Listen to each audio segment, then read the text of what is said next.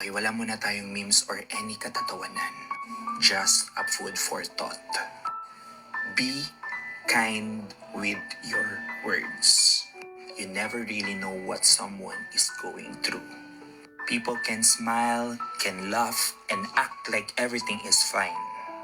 But deep inside, they might be fighting battles that you can't see or we can't see.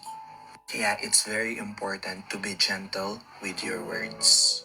Kahit yung simpleng sentence lang or careless joke, pati yung mga harsh comments can weigh heavily on someone's heart.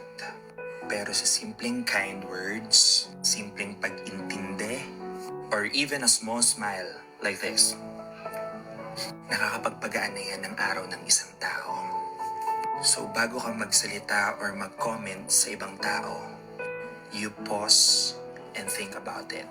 Makakatulong ba yung mga words ko? Or makakasakit ako? Wala naman kasing mawawala sa atin kapag pinili natin yung kindness. Pero magkakaroon pa sila ng rason para magpatuloy sa buhay. Let's be the reason of someone still believes in goodness today. Speak with love, listen with patience, and spread kindness wherever we can. And remember, pahabol lang, everyone is fighting something you cannot see. So please, be kind.